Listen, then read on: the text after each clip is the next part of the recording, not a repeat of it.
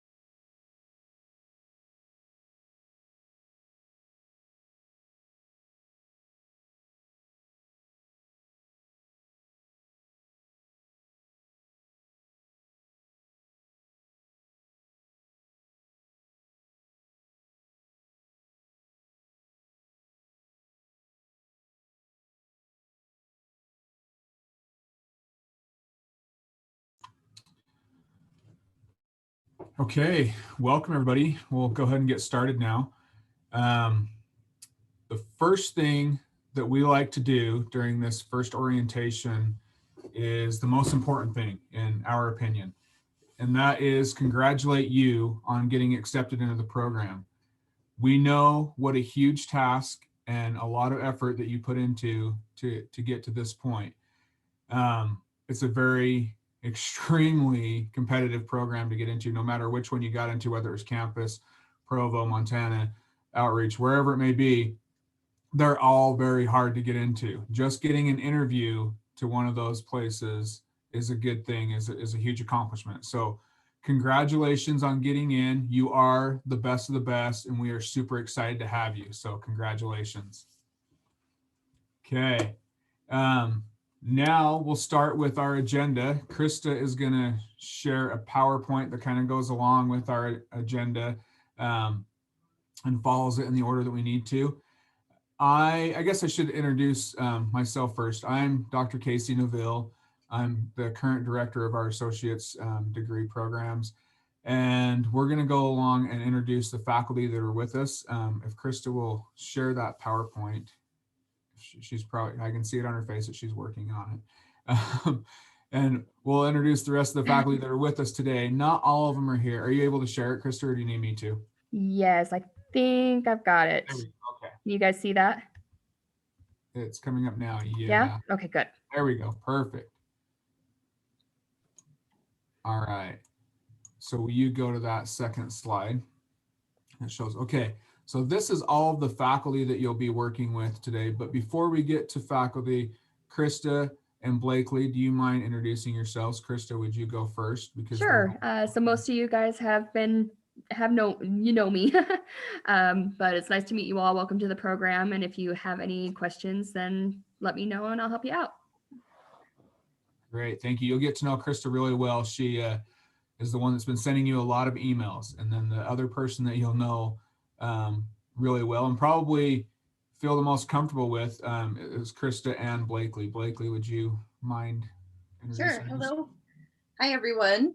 So I am the one that you're receiving all of your emails about, and we're going to go over that more in detail in just a little bit. But I will be here to help you get into your clinical site. I take care of all of the paperwork, making sure that you have all the requirements met. If you are in a bachelor's program and you're out of state, I will at that point help you with affiliation agreements with your site. But welcome, we're super excited to have you. And like Casey said, I'd just like to echo the fact that this is a really hard program to get into.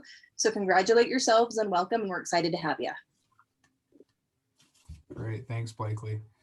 Okay, Shane, would you mind introducing yourself? We'll move on to faculty now. So Blakely and Krista are two staff members that you'll work with a lot. And then we have the pictures of all of our faculty members on this slide, but not all of them are currently with us for this meeting.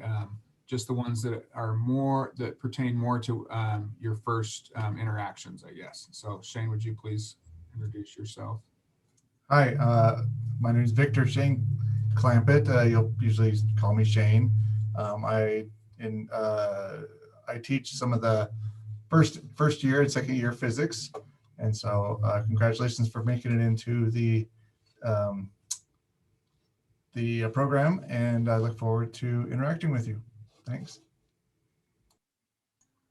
Yeah, Shane will be the one to introduce you to all the fun stuff, the physics. So thanks, Shane. All right, Kim. Hi, everybody. I'm Kim Parkinson. I get to teach you in the lab, which I think I call it the most fun class because I get to do it with this guy. But we have fun in the lab. Lab is where you actually go in and you do hands-on work with x-ray equipment, and we teach you some tips and tricks and how to do some positioning in the lab. And I also teach some anatomy and physiology classes. So I look forward to getting to knowing all of you. Great, thanks, Kim. And that strange guy behind you, I guess we might as well introduce him too. Yeah, I'm just the creepy guy in the corner here. Hey, Kim and I, my name is Robert Ferguson, by the way. Kim and I work together with doing the labs. We do a lot of, we'll get to the point when we're talking about our clinical sites, because we split up the clinical sites when it comes to coming out and visiting you guys. We're in charge of that, but I also teach anatomy as well, anatomy and positioning, one of the classes that I teach. But the best part of seeing you guys in the labs was a little bit more one-on-one with you. So I look forward to seeing you guys there. Awesome. Thanks, Rob. So those are the ones you'll be working, as far as faculty members, we're the ones that you'll be working with the most at the beginning. All right. You'll get to know everybody at some point, but at the very beginning, it'll be us that will be involved with you. Okay, let's go ahead. Oh, and if you haven't noticed, we like to kind of keep it a little informal. We like to make it fun and be a little bit more relaxed. So don't be afraid at any time throughout this presentation to interrupt and ask a question. You can use the raise your hand thing on there option, or you can just unmute yourself and interrupt us. We want it to be informal and just have you feel like you can say anything whenever. Okay, we're very, very easygoing, and we'd like to keep it that way. So, all right, Krista, I think the next item on the agenda is either you or Blakely. I'm not sure who is going to help with that part. So getting admitted to Weber, if you haven't done that already, you need to do that as soon as possible. You can do that through the Office of Admissions. If you have any questions, they'll help you out there. So that's going to be the next biggest thing. Also, if you have any holds on your account, you need to get those fixed as quickly as possible. You can't register for classes, and I can't declare your degree if you have any holds. So try and get that done if you have those, and there's a way to find out if you have them or not. Just, the instructions are right there. And I can send you this PowerPoint as well once we're done. Yeah, let's make sure that we do that, Krista. Send it all to them so they have all those links. Okay. The majority of you should already be admitted to Weber, because that was one of the main requirements to apply to our program. There's a few that, and maybe our outreach programs, that might not have done that, or if you just had a special circumstance where things are going on. But the majority of you, I would say that you've probably already completed that task. Okay. All right. You good with that part, Krista? Yep, that was majority of that one. All right. Do you want to explain this one as far as how to do it, and I'll explain why it's important? Sure. So getting a wild card, I'm assuming most of you have these already. Most of you are students already. But if you haven't gotten a wild card, you can go down to either the Davis office or to the Ogden location and get one. At one point, I know that they were doing them online because of COVID, but I don't know if they're doing that anymore. So just follow up with them and see if they're still doing that if you can't come to the campuses. But yeah, and then there's a whole bunch of stuff you can do with the wild card. I don't know if you want to talk about that at all, Casey, or. You have them listed there. The main thing, if you've already got a wild card, there's no need to go and get a new one. Okay, they only give you the one unless you lose it, so it's fine. The one that you currently, if you already have one, that will still work. There are benefits to using it if you're coming to campus and you need the UTA pass. It helps with that. That even if you're flying in from something, it works from the airport to anywhere UTA works. It gives you a lot of other benefits. One of the main benefits for us as faculty, and probably, to be honest with you, the reason why we push it the most is because when we do our roles, it shows your picture so that we know who you are. It might seem weird to you, but it makes it really easy for us to relate to who you are and remember who you are when we're having something, because we're assuming that all of you are probably visual people just like we are. That's why you chose this profession, because you like to look at images that you're going to be creating. So for us to relate a face with a name really helps us remember who you are and helps us get to know you, which we want to be able to get to know you. You'll notice a difference between your general education courses compared to being in this program. And that's when we really get to know our students and you build relationships. And it's a profession that we encourage that, because radiology is a small world. You're going to hear us say this numerous times when we talk about your clinical experience, all that, but it is a small world. So you're going to come into this program, you're going to be in here for what's going to seem like 2 long years right now when you're looking at it from the beginning, but it's going to go by in a split second. You're going to be done with it. but it's a good opportunity for us to get to know you, because even though you're only with us for 2 years, possibly 4 if you choose to go on to a different modality, you are still going to be part of this culture and our family is what we like to call it, for probably your entire career, because we'll still be working with you and you'll be working with future students and we'll have different relationships that way. So it's really important for us to get to know you. I know that was a big, long tangent explanation for why we like your picture on the roll, but it really helps us connect with you. Okay. All right.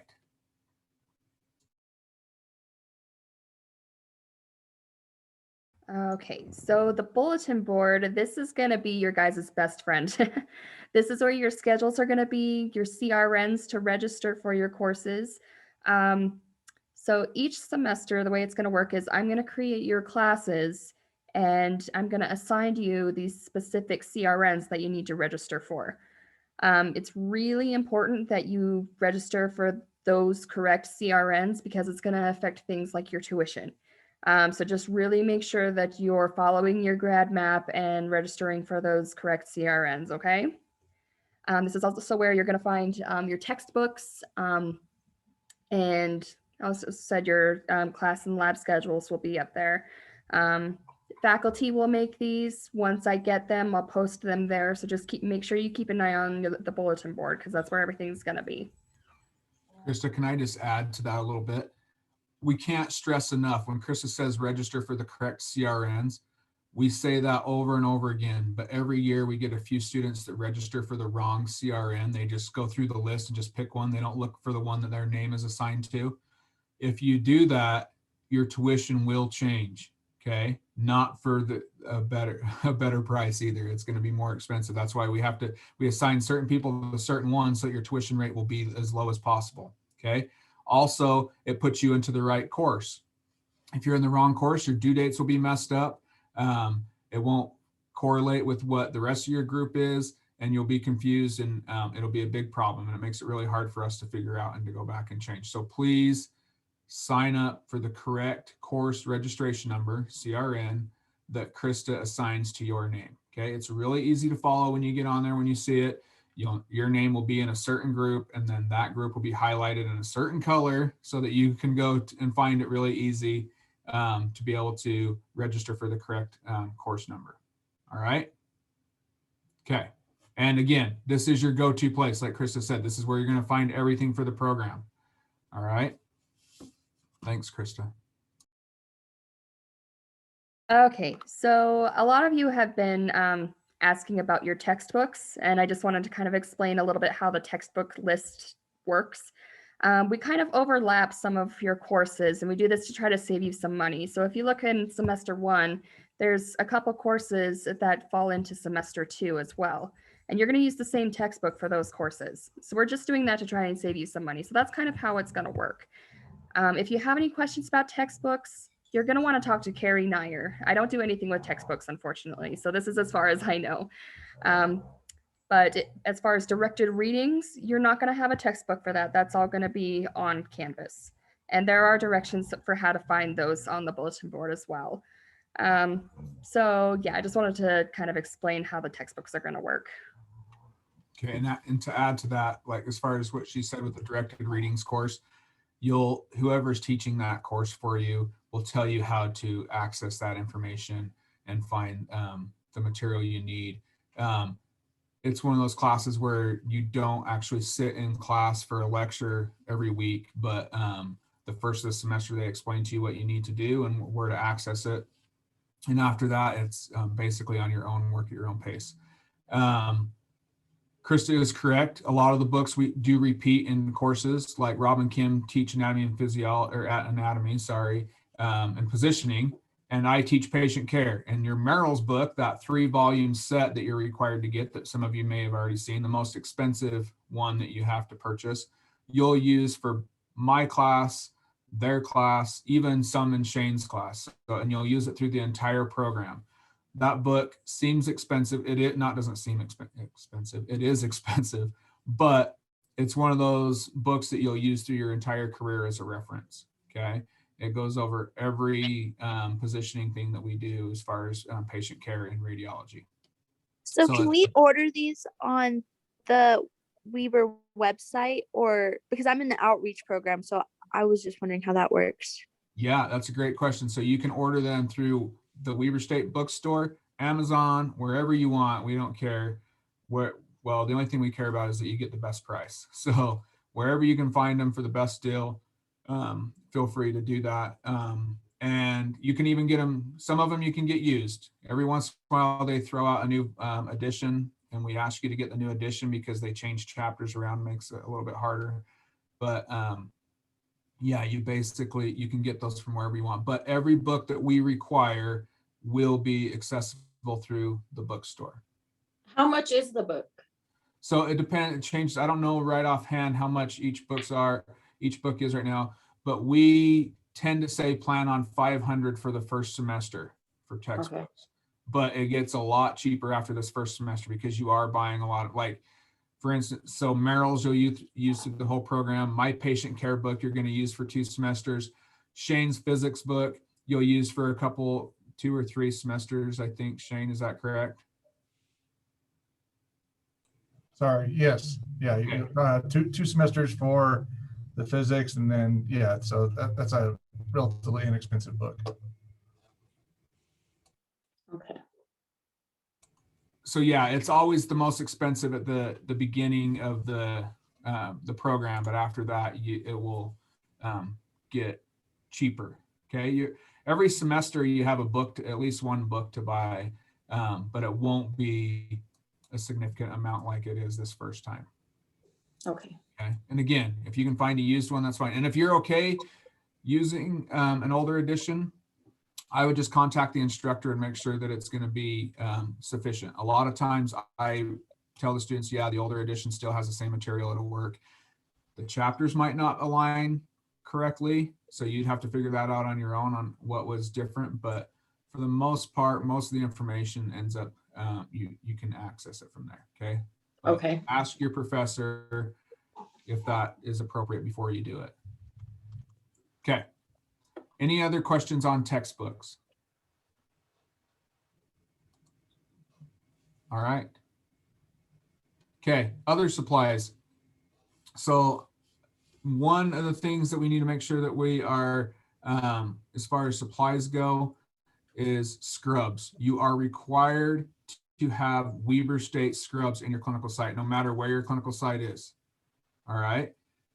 We will provide you with the link at the bookstore as well to start ordering those. They have sizes there and they explain to you how the sizes work. They have actual scrubs for you to try on in the bookstore if you want to go there to try them on. They generally run pretty true to size. We have either sex sizes, we have female sizes, whatever you prefer, but you have to have Weber State scrubs. And the reason is because that's the only way you are covered under our insurance, okay? The prices of the scrubs, if you compare them to other general scrubs from any of the suppliers, the price is slightly more expensive, like $5 for a set. And the only reason is because we have to pay for them to be embroidered with our logo and everything on there so that they can recognize you as a Weber State student, okay? So not only for you to be covered under insurance, but for the patients to recognize you as a student, because that's one of the legal things that is out there that we have to do for protection of the patients, okay? So get Weber State scrubs. The only time you're not going to wear Weber State scrubs when you're at the clinical site is when you are in the OR. Then you'll wear OR scrubs from your facility. Other than that, you'll always be wearing Weber State scrubs. Okay. All right, Rob and Kim, am I forgetting anything as far as the scrubs go for clinical expectations right now? Okay, great. All right. Oh, and we suggest that you order at least 3 sets. Okay. Just because you're going to be at clinical 3 days a week and we want you to be wearing clean scrubs. You should never wear them again. If you want to do laundry every day, that's fine. That's not what I want to do, but if you want to, that's fine. Also, the bottoms are black. Okay, we require black pants. If you do not want to wear the black scrub bottoms from the bookstore, that's fine. You don't have to order them from there. You can order them from anywhere. We don't care as long as they're black. Okay. But the top, the only place that you can get it is from the bookstore because we want it to be the same color of purple for everybody. Okay. And because of the embroidery that we have to have on it. So you can get the tops, have to get the tops from the bookstore. The black pants you can get from anywhere. If you already have black scrub bottoms, you're free to use those and not have to purchase new ones. Okay, that's any questions about that? I think those are the common questions we get. Any other questions with scrubs? I have a question. I was just wondering if there was a specific style for the scrub bottoms, if we needed to have like the straight cut or the flare, or if we could wear the jogger style, what you guys preferred. Whatever you feel like. Okay, Yeah. perfect. Thank you. Yeah, whatever you like. Okay, thanks. Yeah, as long as it's black and it's appropriate as a scrub bottom, then that's fine. I know there's like 5 or 6 different styles right now, right? So yeah, whatever one you feel like is best for you, we're okay with. Okay. At least we haven't had any issues yet, so hopefully there isn't any that I am not understand or aware of that would be inappropriate. I don't think so. Okay, any other questions regarding that? Do we need to wear our scrubs to lab? Rob and Kim, do you want them to wear scrubs to lab?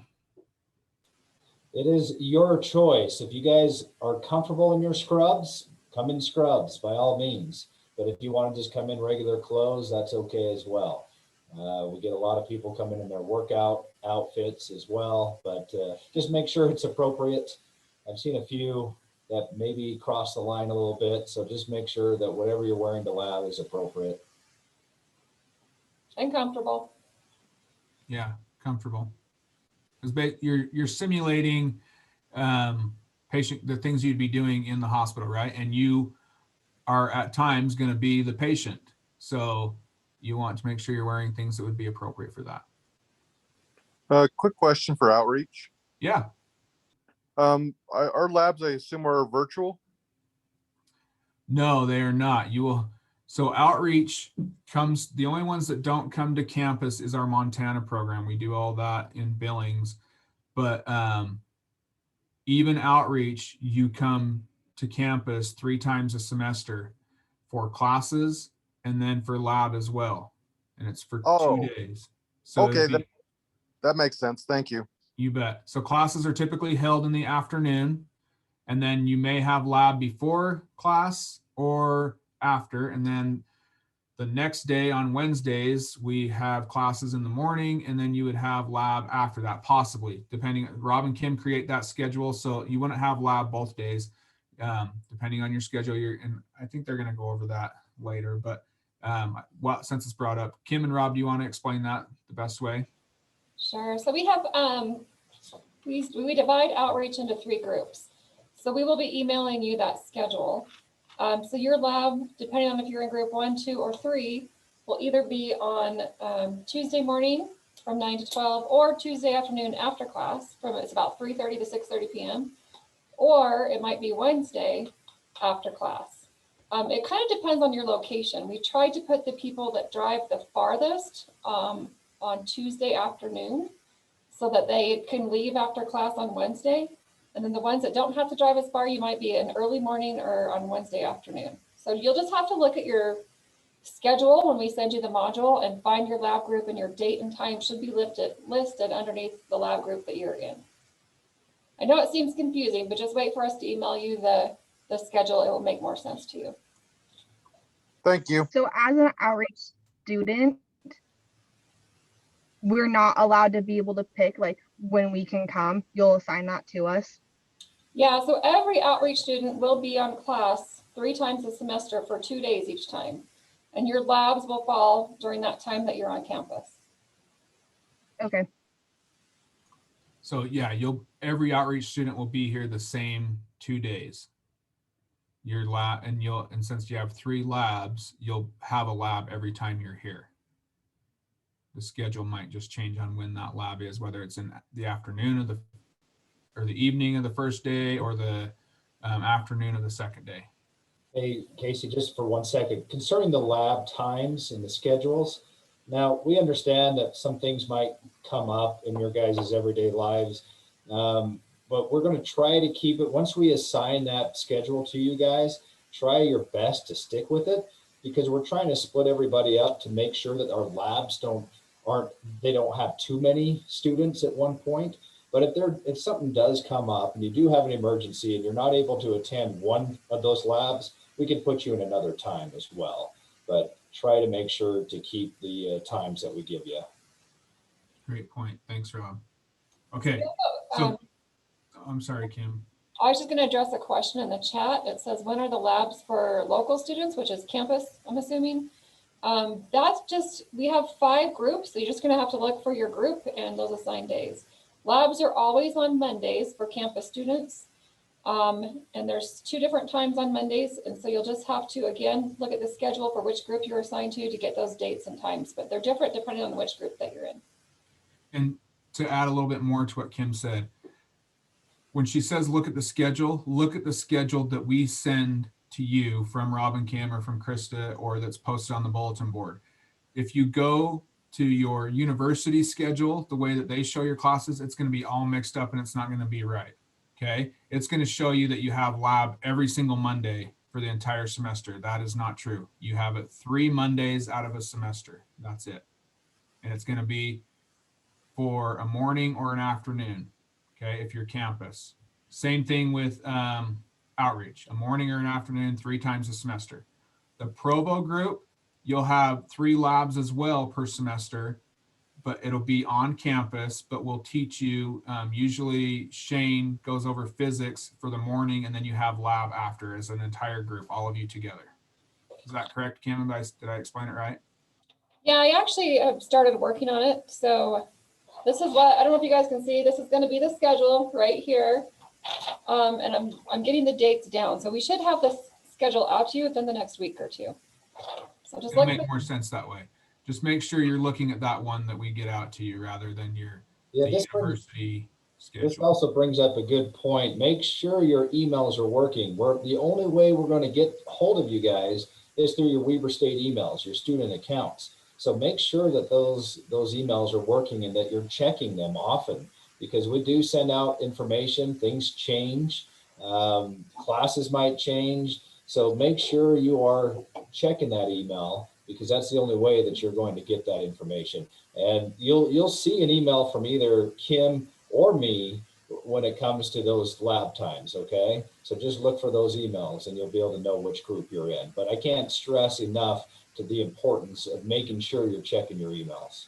The other thing too is we understand, like if you're assigned a certain day and a time and you're like, oh my gosh, I cannot come that day, I had a family vacation planned, totally understand, but you just email us and let us know, because you have the opportunity to attend somebody else's lab. So if say you're in group 2 and you can't come that day and you need to come to group 3, that's fine, but just let us know.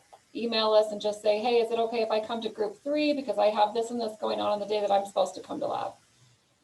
But make sure you're there, because it's required to be at lab. That your entire grade is based on participation in lab in person. I have a question about wearing masks on campus. Are we still required if we have been fully vaccinated for COVID? Say that. So right now, the current policy for campus is we no longer require masks on campus. That's a university policy.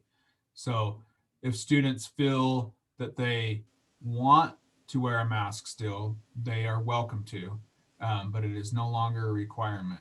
However, individual professors could ask for you to wear a mask in their class if they chose to. If that comes to be for any of us, we will let you know ahead of time that we are requesting that. Okay, thank you. You bet. Okay, so I'm going to try to just catch up on a few things here. So we have, does everybody understand what their lab schedule is going to be? It might make more sense once you get that schedule, but just know the thing I can't reiterate enough is the fact that you're only going to have 3 labs per semester. Summer semester, you're going to have 1 lab, okay? 3 labs per semester, 1 lab during summer semester. Students get confused because they look at that university schedule and it shows them in lab every Monday, and they're like, oh my gosh, I mean, I've had students that have quit jobs because they felt like they're going to be in lab every Monday and that job was on Monday. You don't have to do that, okay? It's only 3 Mondays a semester for half a day. All Casey, right, can I add one? for campus. Provo, 3 Mondays a semester. Outreach, it's the same times that you come here for class. So it's really not taking any time away from your clinical site. Casey, I just wanted to point out as well, some of you guys will be assigned from campus to group number 1.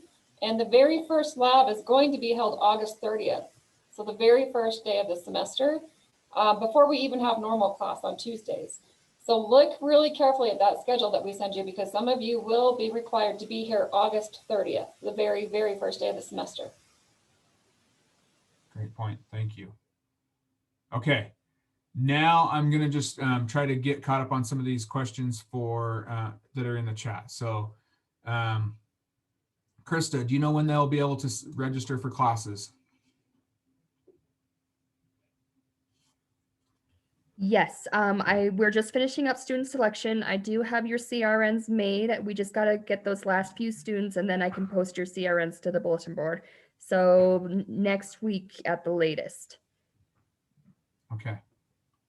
Perfect. And the next question goes into what we were as far as class schedule. So yes, for campus students, class is every single Tuesday.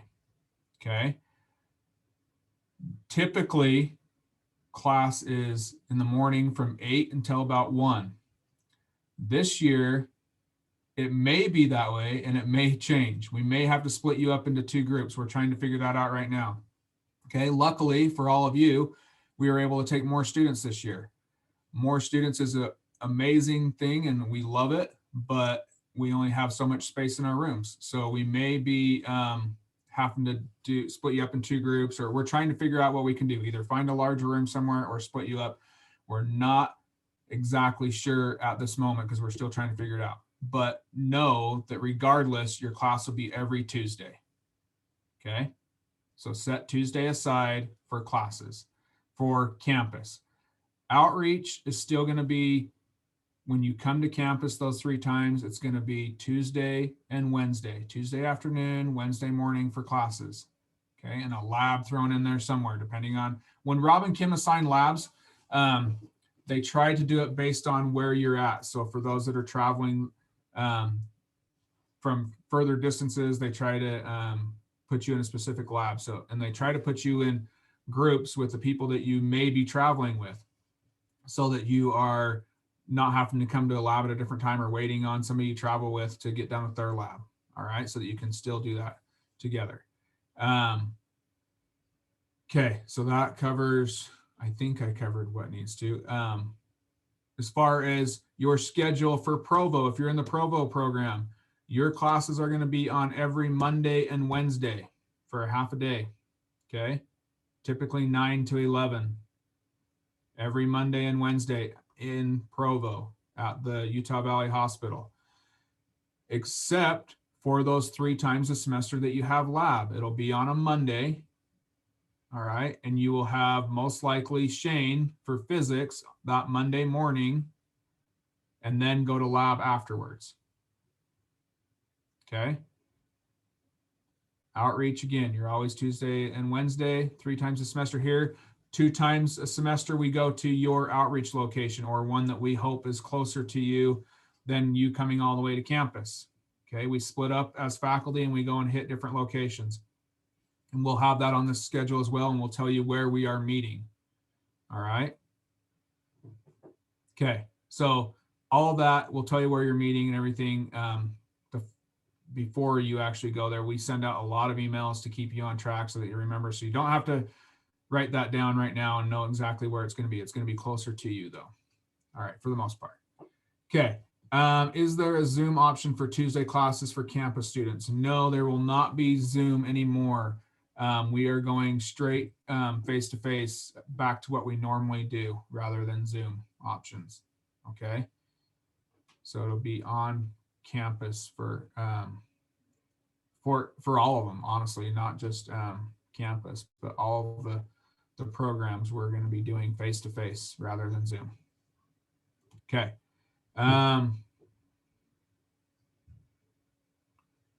If you are an off-campus student and an outreach student, are you required to get a Wildcat card? Nobody is required to get one, I guess we should say.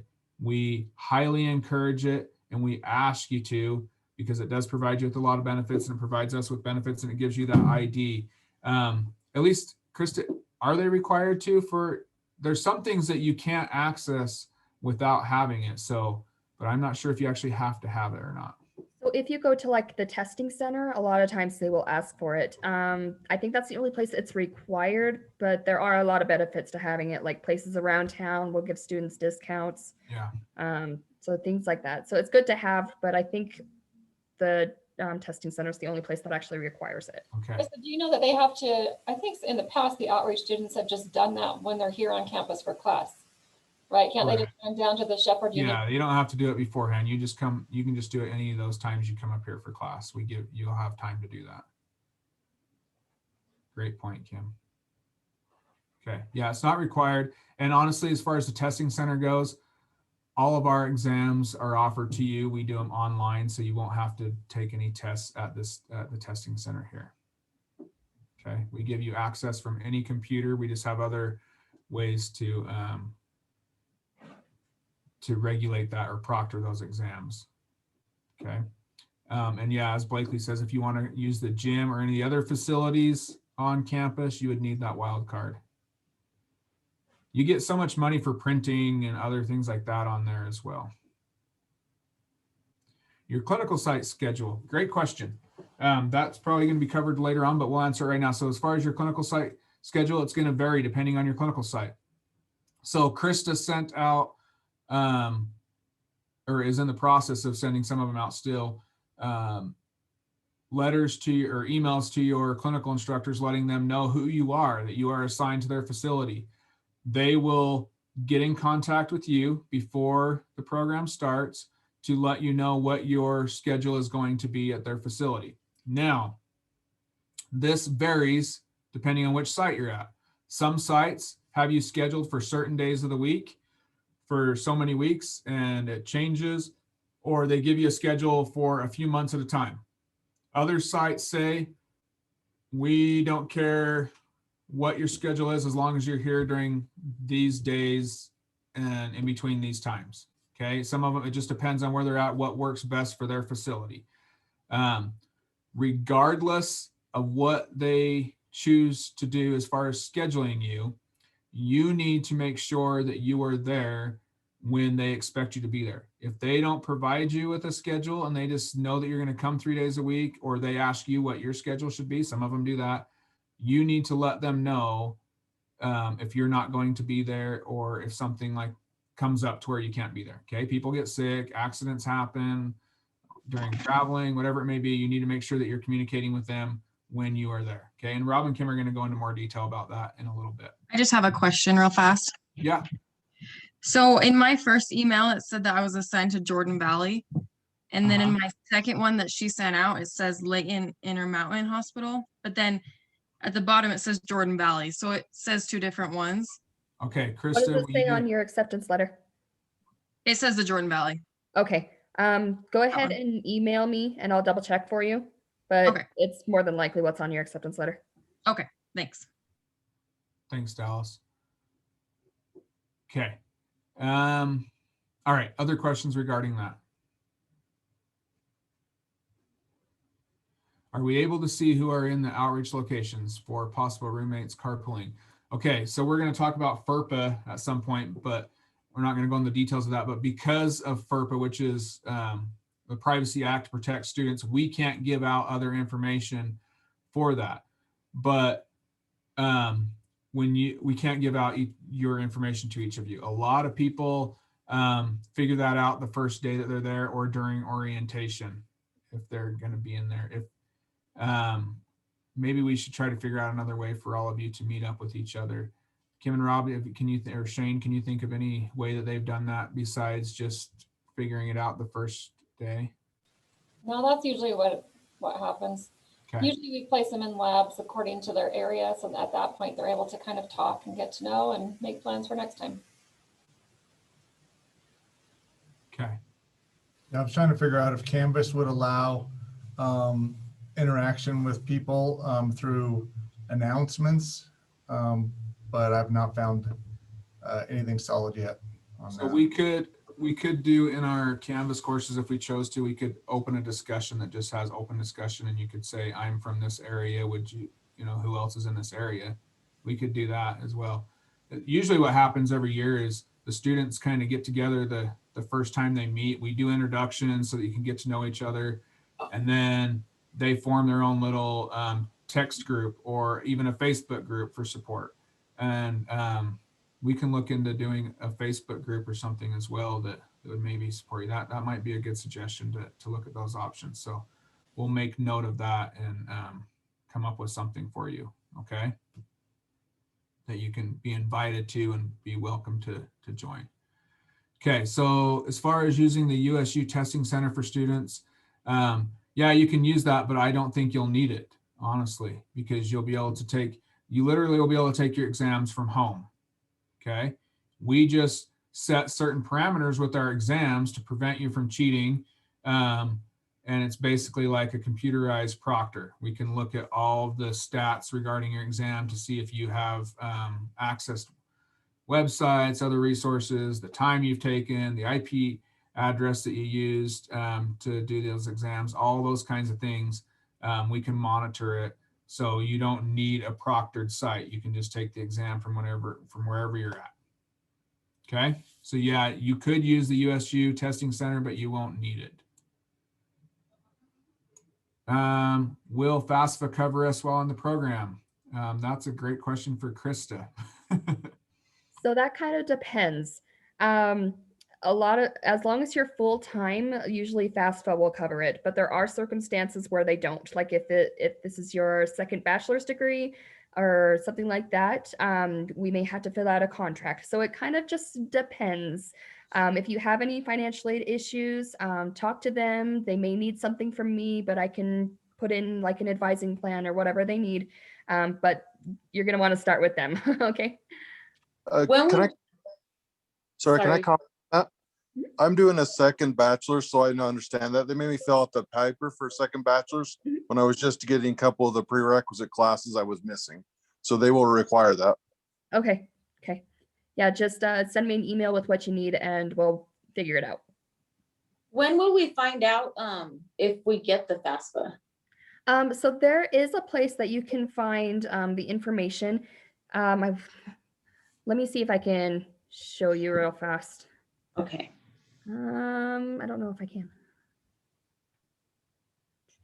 Well, I went to like financial aid or something, but it said it's still under review with Weber State. Okay. So if you go to your pay tuition and fees app on your eWeber portal, there's going to be a link in there that will show you if your FAFSA has gone through. I do have instructions for that. Send me an email and I'll forward them to you. Okay. Then you can check through there. Okay, thank you. Okay.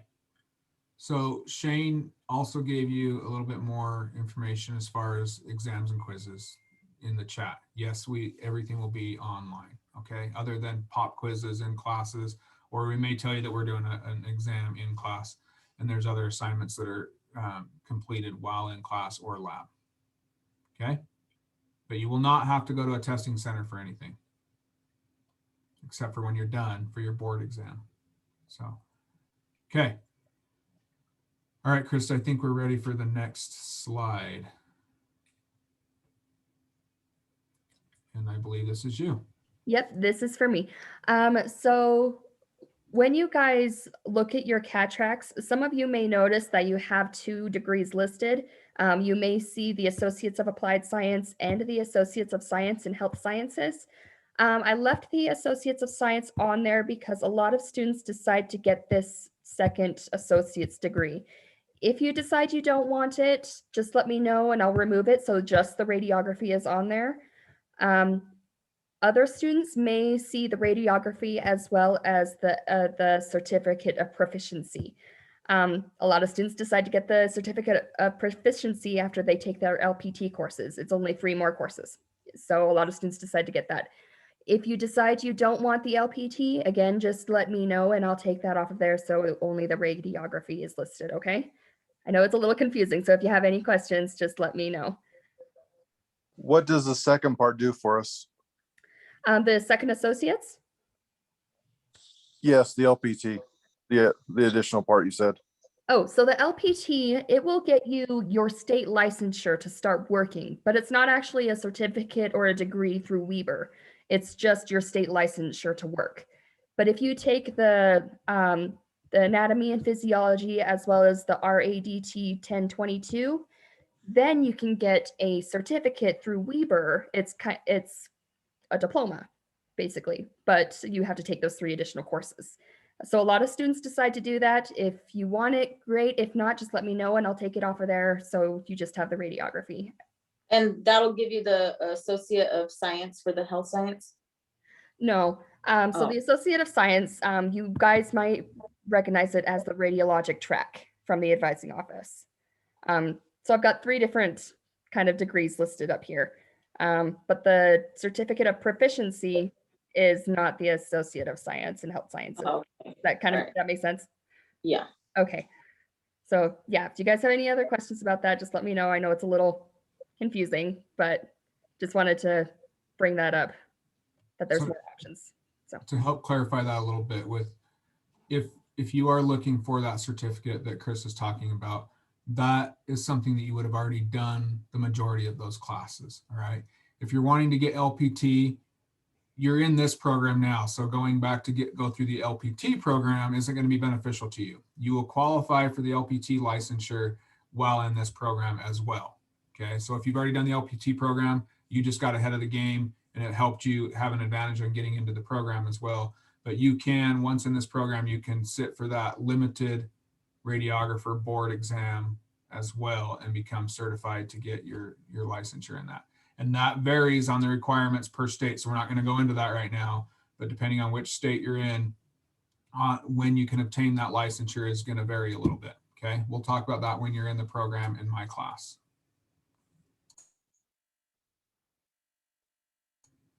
Okay. Can we get paid at our clinical sites if we have our LPT? Sure, they can pay you and hire you as an employee. You just can't count those as your student hours.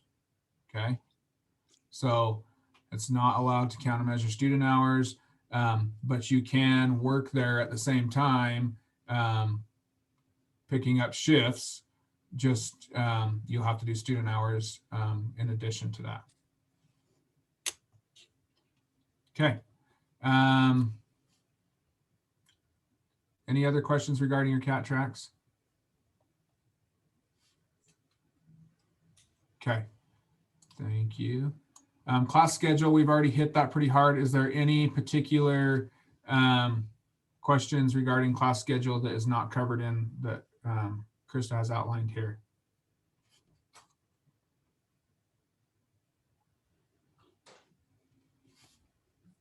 No? Okay, can everybody hear me okay? Yeah, okay, I'm getting a few thumbs up. Okay, thank you. All right. Degree and board eligibility. Why it is great to be a WSU student. So the reason why is because we are accredited and we are recognized through the ARRT, which you will not have to memorize that right now, but eventually you'll want to know that. That is the certifying agency that gives you board certification to be a radiographer, which will allow you to prescribe doses of radiation to your patients to get a diagnostic image. Okay, that was a big, long, fancy statement. Makes you sound really important because you are important and you will be. So, but our program is aligned with ART. You can find us listed there. After you get that certification, you'll be able to work anywhere in the United States with that certification. Okay, you may have to get an additional license through different states, which they will ask you for that certification in order to get your licensure. But that is what WSU, that's what Weber State provides you with, is that education to prepare you for that board certification. We have to sign the application for you to sit for your boards. Okay, you have to go through an approved, accredited program, which we are, in order to sit for that board exam. Okay, other things that is great about or the benefits of being a Weber State student, it's listed here. Campus recreation, we have a lot of different things that you can be involved with as a student. A lot of benefits. We are in the mecca of outdoor activities. We have a recreation center that rents out equipment dirt cheap, literally dirt cheap, so that you can take advantage of those things. Those are some of the benefits. Also, from being a radiography student in our associate's degrees, you can advance into a bachelor's degree and specialize in a different modality easily. That's an easy transition. Once you're done with that, the bachelor's portion, you can transition into a master's degree if you choose to. So there's options there. Shane, Blakely, Rob, Kim, Chris, am I forgetting anything on that part you need to add? Dr. Neville? Yeah. I had a quick question about the advanced degrees after we earn the associates. Okay. I was talking to my clinical site and they mentioned something about how you can get certified, say like CT, through a program they had. Is that different? I'm assuming it's different from the actual going through and getting a bachelor's end of the degree. Yeah, so depending on which modality you choose, there are different options. Yeah, and we'll go over those with you specifically in your career planning course and throughout the program. We'll let you know how to do those. But yeah, that'll definitely come.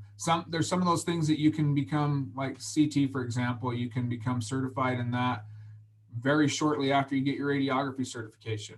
Okay, and that's something that Shane will help you with if that's that's based on your clinical site as well. There's certain opportunities at different clinical sites where they're able to do that. Thank you. You bet. Okay.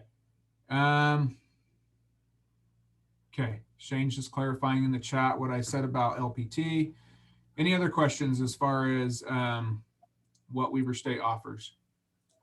So This might be go ahead. This might be a stupid question, but I'm just clarifying. So after I get my associates, I could go get a job somewhere and then while I'm working, work on my bachelor's. Oh, definitely. Yeah, that's what 90% of our students do, or maybe even more. Yeah, you definitely can. Yep. That's what I did. And I think every other faculty member in our department, that's what we all did. It's just, we were working as radiographers while we were specializing. Okay, great question. Okay, what is the ASRT and why must you become a member? The ASRT is the American Society of Radiologic Technologists. It's our professional society. All right. You will all want to be a member of this when you're board certified. But the reason why we require our students to be a member is because to sign up as a student is a reduced rate for the membership fee. It's super cheap. And we use resources from the ASRT that supplement you having to buy textbooks. So it's a lot cheaper for you as a student to be a member of that and access materials from them that we can use rather than requiring you to buy a book for extra books. So it literally saves you probably around $100 a semester by being a member of that, because we're not having to have you pay for a $100 book. Okay. There's other advantages as well. It gives you access to their journals. It helps you with practice exams, which you can use for the boards that will assign you as well. Just a lot of different resources that it provides. And this is the organization that fights for us as radiographers and that makes sure that our profession is secure. Okay, and we'll go into details on that in the program as well. But that's the basics of why it's important for you to be a member of that and the benefits it's going to give you immediately. All right. Okay. Quick question about the ARST or whatever. Yeah. So when I was looking at registering for it, it gives us the couple of options to do the 1 year or the 2 year. I'm assuming we do the 2 year. Yeah, if it was me, I would, well, I guess it depends on if you want to upfront the money all at once. You're going to need it for 2 years. So Yeah, if you can afford to do 2 years right now, then I would do 2 years. Okay, thank you. Great question, Lindsay. Thank you. Okay, let's go to academic standards then. So grading and ethical considerations. So basically for us, we just want to remind you, Shane has put it in this chat, it's in the PowerPoint, and you're going to hear us all say it. And it's going to sound like a broken record for all of you that know what a record is, repeating itself. Shane and I might be the only ones that know what a record is, but we're going to be talking about it over and over again. This is a 2-year job interview, okay, with your clinical site. Now, in the past, I've had students say, well, I don't want a job at the clinical site I was assigned to. That's not where I want to be. I don't want to have to travel there. I want to live here. It doesn't matter. It's still a 2-year job interview. I worked for a facility in Salt Lake that was a completely different corporation. I did my clinicals for that facility. It was a completely different corporation than the corporation that I would really want to have a job at because it was closer to my home. They still knew each other. They still contacted each other when I was applying for the job. And that is how I got the job at the new facility, is because of my reference from my clinical site. All right. So you're trying to impress them regardless. You might not agree with everything they say. You might not agree with their personality or mesh with them, but you're still treating it like a job. You are a guest in their facility. All right. They do not get paid to work with you. They do not get, their facility doesn't get paid for you to be there. It is truly a privilege for you to be able to get your education with them. So yes, please treat it like it is a 2-year job interview, like Shane has described, and you will hear us all say. You'll hear Rob and Kim tell you in lab all the time, and when they're dealing with clinicals, that's what you need to focus on. Okay, so be your best. The reason why you're chosen to be in this program, because you truly are the best of the best. From all of your interview scores and your academic scoring, you are the best. So we expect the best out of you. Okay, now that being said, we're going to talk about cheating. Because you are the best of the best, it should never be an issue. We shouldn't have to discuss it, but on occasion we end up having a problem with this. So cheating is not tolerated at all, okay? Even self-plagiarism. If you did a report in high school and you submit it to us, we use Turnitin. If you did an assignment in Shane's class and then you have something that's close that's required in my class and you submit the same thing, we will know. And that results in immediate termination from the program, okay? And we notify the ARRT, which we mentioned earlier, where you certify of the fact that you cheated, and you will never, ever be eligible to sit for the boards, okay? If we find out that you cheated after you've already sat for the boards and become certified, they will revoke your certification, all right? It sounds serious. It sounds like we're making a big deal out of it, and it's because it is, okay? We are healthcare professionals, and we expect, we have high expectations of each other. We need to be ethical, and we need to make sure that we're doing what is right. That being said, it's easy to just not do it, right? Don't make it an issue. It's, we don't require more of you than what is expected for the profession, okay? We don't have a lot of busy work in the program. Everything that we assign to you is assignments that is going to help you with your profession and your certification. All right. So we really try to hinder from having busy work. Okay. All of your grading information is going to be found in every course syllabus. We all use the same grading scale. All right. And so it's just the same between every instructor that you have in the program. So you won't have any surprises as far as what percentage equals which grade. All right. In general, most of our students do really well with their grades because we try to support them. When we see that somebody's struggling, we contact you, or if you need help with something, you can contact us. We are famous for going above and beyond to help you and assist you with whatever need you have. All right. So don't be afraid to reach out to us. So Krista has put on here the best way for you to get a hold of either Krista or us as your professors is through email. Okay. Email is the best way. Now, as Rob stated earlier, you want to check your email, make sure that Weber email is working. The only email that we can use is your Weber State email. That's the only way that we can recognize that it is truly you, because we know you're the only one that should have access to that account. And so that's the only way we can communicate with you. If you email us at your, I don't know, gigglybubbles@gmail.com, we're not going to respond because we don't know who Giggly Bubbles is. Okay. That's probably Rob. So if you get one that says Giggly Bubbles, it's probably Rob. I would ignore it. Okay. Just make sure that you are using Weber State email for all communication with us. All right. Also, when you email us, as you can see, there are 96 people just in this group right now that are able to attend this. If you email and say, hey, I'm not sure what I'm supposed to do on assignment 1, can you help me?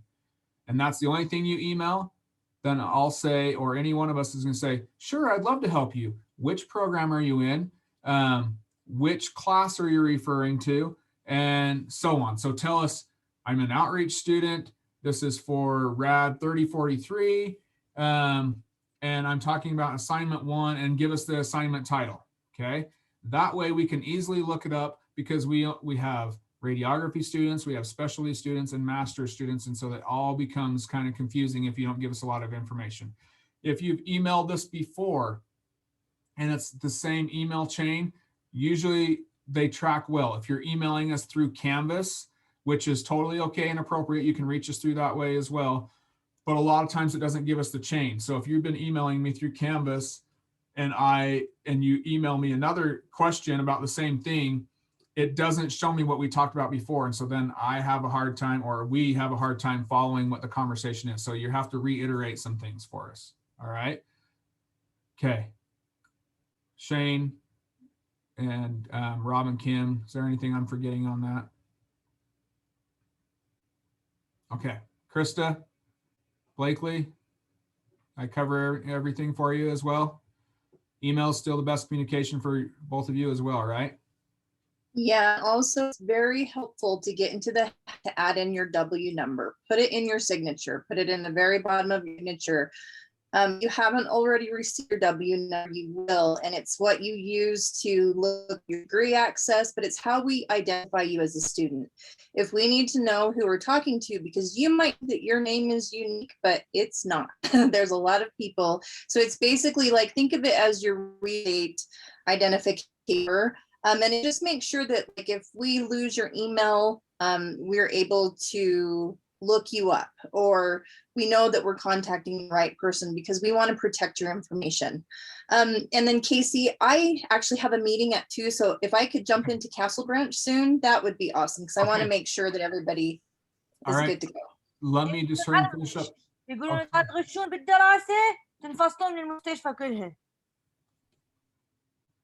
Okay. Yeah, Blakely, that's no problem. Let me hurry and just finish up FERPA since we're already on it, and then you can have the Perfect. time. Okay. All right. So FERPA, we've already talked about it a little bit. As far as, so Krista, will you just go to the next slide for me? I think it should be, yeah. Okay. So we've already talked about the importance of the email. Again, that's for your privacy.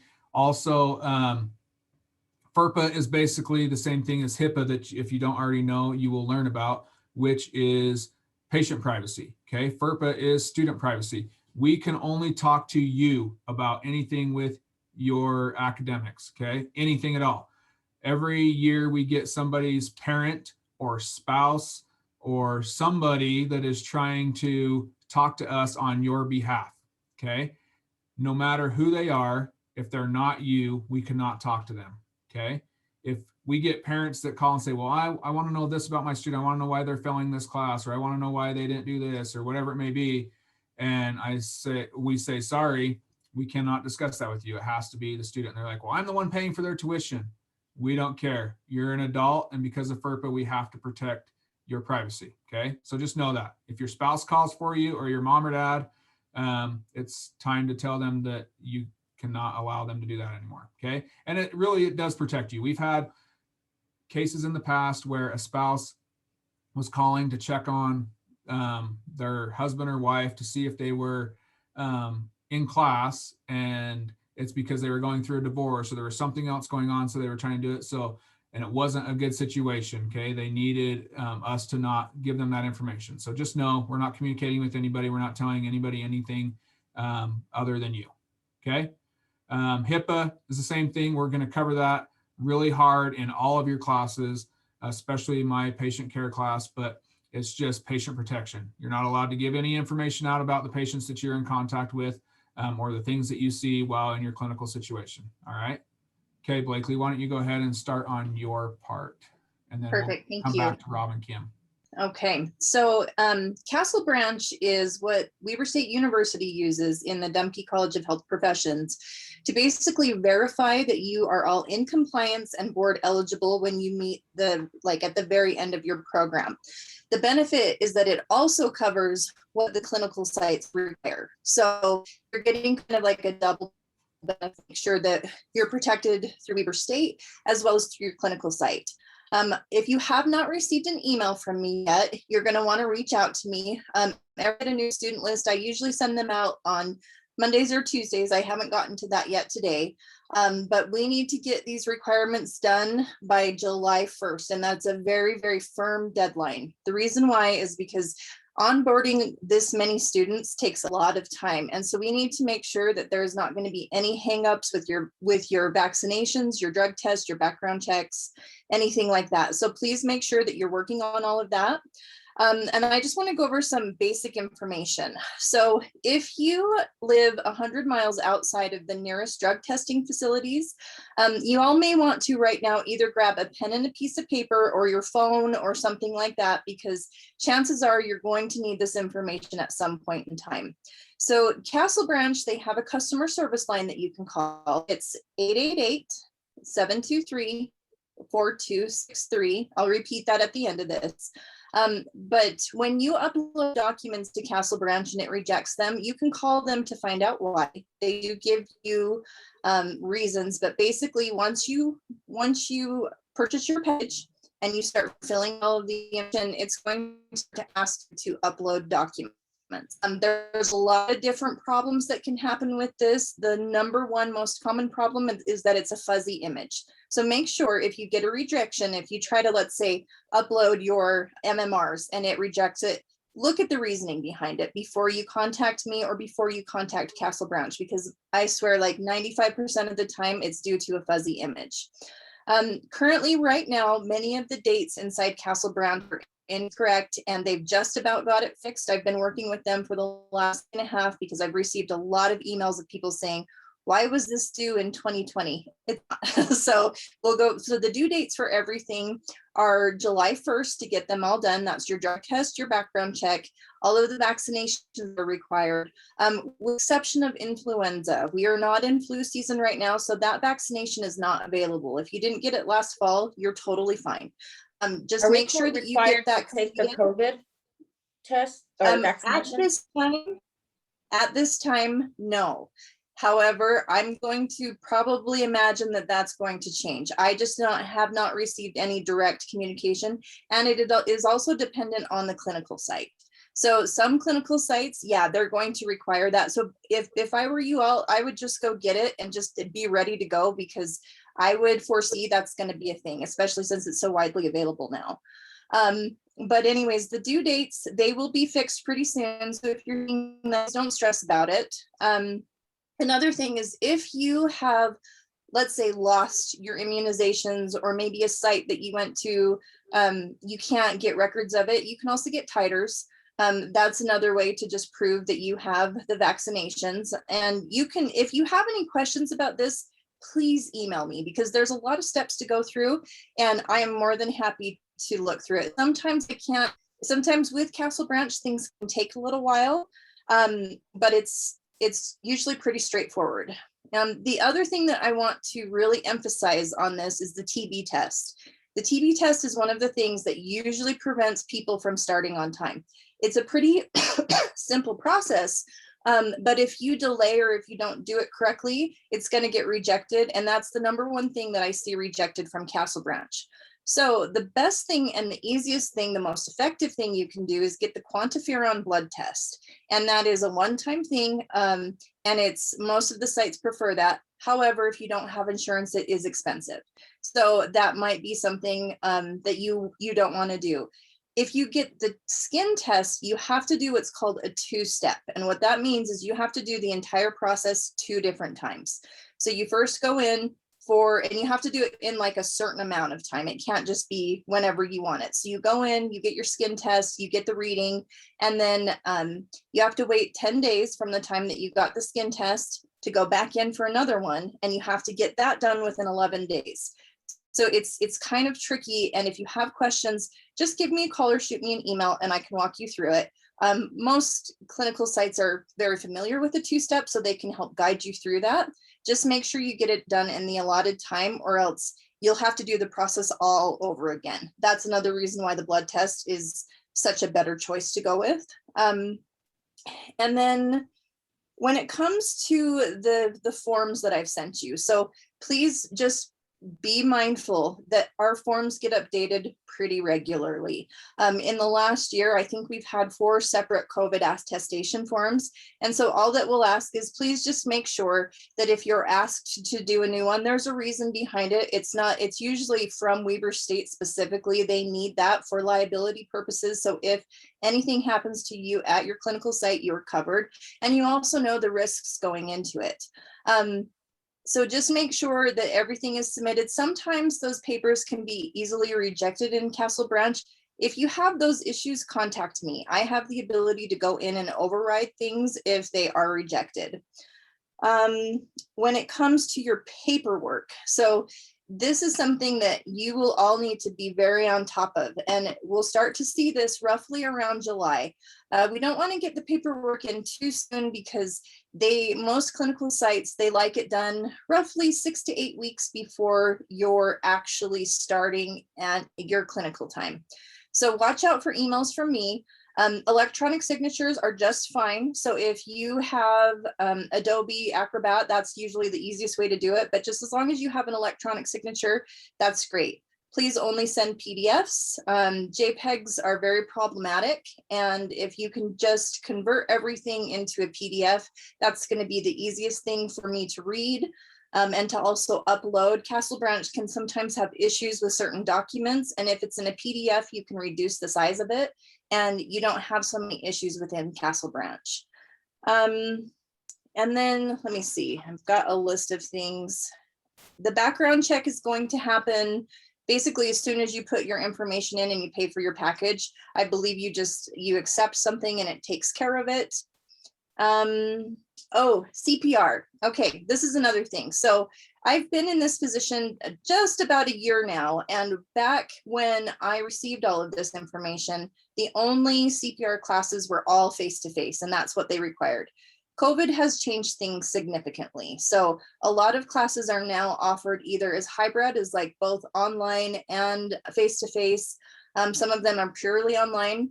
We will accept anything that your clinical site accepts as far as your CPR certification. So what I generally do is ask the students to just contact their clinical site, maybe the human resources department, and find out what they require specifically for that site. Whatever they will require, we will require.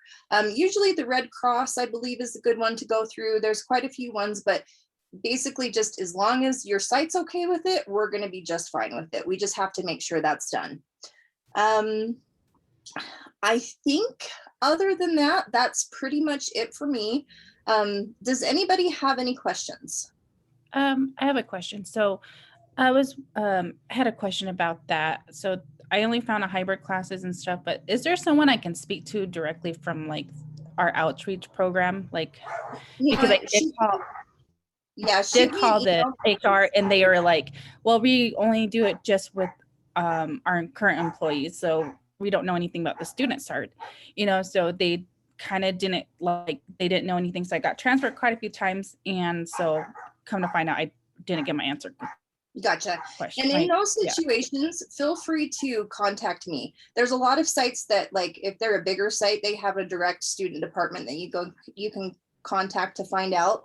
But always, if you run into any of those questions, shoot me an email. I can find that answer for you. But it's not a bad idea to maybe touch base with your site and make sure, because you can see any of the requirements. But if you do run into those issues, I'm more than happy to help you, and I can find those answers for you. Okay. And then, so with the outreach program, like because I'm doing one at San Juan Regional. And do I just contact the person that I interviewed with for the application when I did my interview? Like as far as to find out the CPR certification? About everything, I guess, like, the things You know, how about, why don't you send me an email with your questions, and then that way I can kind of help guide you a little bit better. Okay. Okay. And I'll put my email address, if you don't already have it, in the chat before I log off today, so you all have it. Okay. Any other questions? I have a question. Sure. My CPR certification was rejected on Castle Branch because it says that it needs to be signed, but my certification isn't signed because it was in person, but the certification was sent through email. Okay. It doesn't have a signature on it. So for those, I can usually override those. So just send me. So there's a lot of things that happen with CPR that it will get rejected, and particularly because so many of them now are online. So if you run into that issue, just send me an email. I can look right into Castle Branch. I can find out, and also attach the document for me. So like that document that you submitted to the Castle Branch that got rejected, put it in your email so I can look and see, because I have the ability to upload and override those things. So I can make it accept it. Okay, thank you. So do we have to pay out of our own pocket for the CPR, or is that included in the $118? No, what the $118 includes is the drug test, the background check, and then the verification of everything. So for like, if you need any additional vaccinations, your TB test, CPR, that is all out of pocket. Also, Okay. Please keep in mind too, that sometimes clinical sites have their own drug tests and their own background checks in addition to what we do. Most of the time it's not at an expense to the student, but like, I know, for example, Banner in Arizona, they require all of their students to do an additional background check. But like I said, it's not at a cost to the student. Just be prepared for that. And sometimes they'll have Ogden Clinic, they require an additional drug test. So they go they go to a deeper drug test than we actually do. So it's just some things to consider for that. But yeah, so that one would be out of pocket. Okay. Can I make a quick comment? Sure. One thing I learned was actually beneficial when I did the titer test, because I didn't have my records current. I found out that part of the immunizations I had done, like when I was 2 with the MMR, part of it didn't hold and I need to redo it. So it can also be of a health benefit that I wasn't even aware of I need to worry about. So just putting that out there. Yeah, exactly. Because the main thing is that you need to be vaccinated to be in these sites. They are not going to let you do it. I get a lot of questions if people can be exempt from that. Once in a blue moon, if somebody has like I see it with influenza pretty frequently, where people have a severe reaction to that. And sometimes if we can get a doctor's note, that is a possibility, but don't count on it. If you're working around patients, you're going to need to be fully vaccinated. And like he said, it is a good thing because yeah, if it's not strong enough, you want to be protected. Okay, any I other have a questions? question. Sure, yeah. For the CPR, will the EMT be sufficient, or do we have to get a CPR BLS? Chances are it probably will, but let's check with your clinical site. So just shoot me an email and just let me know, and then we can look directly to the clinical site and I can find the student coordinator and we can say, hey, will this work or not? So any questions like that, seriously, anytime that you have something that you're not certain of, just shoot me an email and I can find the answer for you pretty quickly. Okay, thank you. Thanks. Blakely, there's a quick question on TB test. Where do they go to receive that? Just their doctor, their regular? Oh yeah, so it's generally just your primary care physician that you go through and you just get a TB test, or you can just go to like your local health clinic. And I believe that's something most places you can just walk in. Oftentimes you don't even need an appointment, but you can call just like even your local health department. So that's not something like some of the drug tests you have to have ordered through Castle Branch. That's not how anything else is. Those are just something that you just verify that you have done that. We just need to see proof, and it doesn't matter where it comes from. As long as it's from a health profession, that would be great. and make sure that they do the correct TB test, right, Blakely? The 2-step. It's a 2-step, yes. And if you're confused about the 2-step, I would rather like have an individual phone call with each one of you to go over all of these requirements, like if it's confusing at all, rather than having you go through and do it incorrectly. So please, if you're confused on that at all, what the 2-step actually means, it basically just means you're doing the two separate tests 2 times. So you go in, you get your skin test. I think it's a day or 2 later, they do a reading. You have to go in 10 days later, do another skin test, go in again, get a reading. So it's basically you're going to the clinic 4 total times if you're doing the 2-step skin test. If you get the blood test, it's the most accurate and it's a one-time deal. And the clinical sites really like that one. That's the one that they usually say, please have them get that if they're willing to. Thanks, Blakely. Okay, and so as far as if you are already working there and already have it, then just check with Blakely to see if it's sufficient, because that's going to vary depending on when it was, and that might take a lot of time to answer everybody's for that one. One other thing with vaccinations that we just found out today is that with COVID being there, we haven't heard of anybody requiring the COVID vaccine yet. However, they're going to ask us to start collecting data on who has the COVID vaccine. So it's not required, but Blakely will probably put something in Castle Branch that gives you an option to say yes or no, whether you are vaccinated, or just to show that you have been vaccinated. But it's not required. It's just so that they can start receiving data on how many people that would be in the program have had that vaccination. Okay.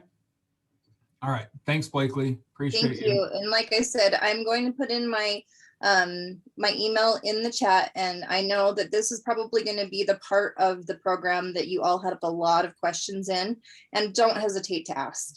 It may take me, like, as we get bombarded with emails, sometimes it can take a day or 2 to get back. There's a lot of people in these programs. It's not just this program, it's our bachelor level program and our master's level program that we're all working with. So just be patient, but just know that, like, we will get back to you as soon as possible. And please reach out to us if you have questions. We're here to help you. Okay, and Blakely, really quick before we let you sneak away, just to clarify, the blood test for TB will work instead of the 2-step TB test, correct? That is correct. And that is the one that the sites prefer. It's a one-time deal. You go get a blood test. They love it. And it's, and I believe they're good for 2 years. So. Great. Okay. Thanks, Blakely. Thank you. All right, let's move back to Rob and Kim to talk about the clinical site and clinical expectations.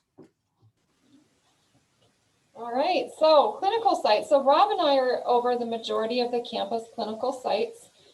For those of you that are in outreach, it just depends on which area that you're in. Right here is a list of who you would contact if you had any questions regarding your clinical site. So Provo is also Rob. So the I-15, that's down by Beaver and Nephi, and that area would be Rex Christensen and Shane. And then Wyoming is Casey and Rob Ferguson as well. And then the Four Corners area, that includes Moab, Monticello, that would be me and Tanya. Anybody with Montana questions would contact Casey, and then anyone with Arizona questions would contact Taylor Ward.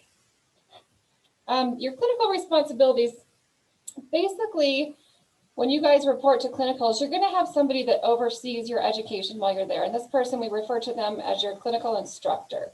So as Casey mentioned, we've already contacted your clinical instructors and we've let them know who you are, and we've given them your contact information to them. So in most cases, you guys should be hearing from your clinical instructor. Usually what they do is they set up a kind of a department orientation for you the first week of school. So they're going to orient you to all of the rules and regulations for that site. They're going to probably give you a little tour of the radiology department, maybe even the hospital, and just kind of go over what their requirements are going to be. You're going to be expected to have rotations. They're going to rotate you through the OR. They're going to rotate you through fluoro. They're going to rotate you through the ER. Sometimes you're rotated through Instacare clinics. There's going to be different shifts depending on your clinical instructor and what their protocol is. So just expect that. And we also want you to know that when you're assigned to this clinical site, this is your home base for the next 2 years. So, you know, commit to that. I know some of you are going to have to commute a little bit to get to your clinical site, but we only have so many places that take sites and they're full, and there's no way to change your clinical site. So please know that and commit to the site that you're at and give it your all the whole time that you're there. So apparently Kim didn't realize that my name was on that section to discuss this. So she just basically did everything that I was going to say. So nice job, Kim. I'm sure she did it better anyways, Rob. So yeah, she probably would have. She's sweeter, she's kinder. So, you know, people talk about us being good cop, bad cop when it comes to your lab experience. So if you guys have questions, talk to her. She'll tell you some good things. I did have a question on the clinics. The clinical site that I'm at doesn't have any pediatrics. Do we have a substitute for that, or are we expected to kind of learn on our own with the pediatrics if they don't have like a certain area for that? Where's your clinical site at? It's at the VA. At the VA. So some sites that you guys are assigned to, you're going to actually rotate to some other sites as well, because there are some of you that are going to be placed at sites that won't have any OR experience and won't have any fluoro experience. And we understand that. We're going to actually rotate you guys to other places in order to be able to get that experience in, okay? That's usually done in your second semester. As far as the VA, we haven't had a student there for some time. So this is, I believe that we're going to be able to rotate you to get any kind of experience that you need as well, okay? So those rotations are usually a full semester though? Usually, yes. It depends. It just depends on the site, but there's some other sites that are kind of affiliated with each other, and you are able to kind of go back and do a rotation at these different sites. Now, not all sites that you're going to be placed at have that opportunity. So most of the sites that you're going to be at, you're going to probably have that OR and fluoro experience and such. But the ART also allows you to have up to 10 simulated exams. Okay, so if you're talking about pediatrics, and I know that there are some mandatory things that are mandatory for the ART, but you can simulate up to 10 exams if you do not see a specific thing come to your site. Now, that being said, also every site is going to be different. Kim brought up a good point as far as your CIs. They're pretty autonomous, okay? Every CI is going to be doing their thing. Might be doing it a little bit different from another CI. So if you've got friends at other different facilities or some classmates and you start talking and you realize, oh, this CI, this place is doing it differently, that's okay. You know, your CI, some CIs are going to be a little bit more strict. They're going to hold you a little bit more to schedules. Whereas there's other CIs who really aren't as hands-on, all right? I mean, what we kind of expect from our CIs, we hope that our CIs actually do spend some time with you and have a class with you once in a while. And hopefully it relates to kind of what we're talking about in school at the time. Like in your first course in anatomy, I'll be teaching that course for you. If we're going over chest, then we'll be going over abdomen. But hopefully those are the things that you can practice at your clinical sites with your CI as well. But that being said, there are some CIs that don't do such a good job as far as sitting down with you guys and having personal classes, okay? It's going to be different. And you guys, and also don't be frustrated if you see some of your other classmates start passing certain things off, and maybe you aren't passing as much off as you would like at the time. It's a 2-year program, you guys. You're going to be able to see everything that you need to see in order to graduate. So don't stress over that. Yeah, I think that's the main point that we want, Cassandra, is to know that everybody's location is a little bit different on what they see and what they don't see. And we do everything we can to get you that experience in one way or another. So you won't complete the program without having that experience, okay? So we'll figure something out in order for that to happen. But I would add, make sure you guys really stay on top of the things, like everything that Blakely was just talking about. I mean, without Blakely, without Krista, I don't know where we'd be as a program. These guys are smashing it. They're killing it. Now they are the subject matter experts. So like she said, if you have any questions, please email them in order to be done and ready for day one, because day one is August 30th. And I've seen plenty of times where students just don't stay on top of the things that are required, and then they're not able to start on time. And then you're going to have to make up those hours during the semester at some point, and it just puts a little bit more stress on you. So do not procrastinate this for the last couple of weeks, because there might be some things that get rejected, and you got to make sure that you're staying on top of it in order to be able to start day one, August 30th. Look for emails between Kim and I. We're going to be more, because for campus, Kim talked about in campus, we split it up. So depending on what site you're at in the campus program, it's going to be either me or Kim that's going to be your clinical contact. But we're going to be sending you guys emails probably in the next several days, letting you know who your clinical contact is specifically, and also your CI, so that you know who your CI is, you know how to contact them, and you also know who your faculty contact as well. So most of the CIs should reach out to you first. If you have not heard from them, say by maybe the 1st or 2nd week of August, feel free to reach out to them. But I would wait till at least then for them to reach out to you first. And you probably already know this, but you're going to be expected to do 24 hours a week at clinical. Many of them will have a schedule for you. So they'll probably be giving you giving you that schedule as well when you start off. And the first week of clinical will be that week of August 30th. So some of you will have lab on Mondays. All of you will have class on Tuesday. And then usually you can do clinical that week on Wednesday, Thursday, and Friday. What else? Rob and I also will come visit your clinical sites. They've just allowed us to start doing this again with COVID. We haven't been able to for the last 14 months. But we usually come in at the end of the semester right to the hospital, check on you. We check your logbook, see if there's any questions. But, feel free to reach out and email us anytime that you want. There's going to be a there's going to be a mandatory number of hours that you need to get per semester, as well as comps. And those are going to be located in your clinical logbook, which we will go over that first week of school. We'll kind of explain how to do that as well. Anything else? Yeah, there's going to be a lot of questions, you guys, especially this. I mean, this is a long meeting. You're going to get more questions. You're not expected to remember everything, but the main thing is just stay on top of these requirements, check your emails on a regular basis, and just reach out with any questions that you have. We're going to go in more detail, like Kim said, with the logbook on day one. That logbook I don't know when you guys are getting your logbooks. Maybe you have them already, not sure.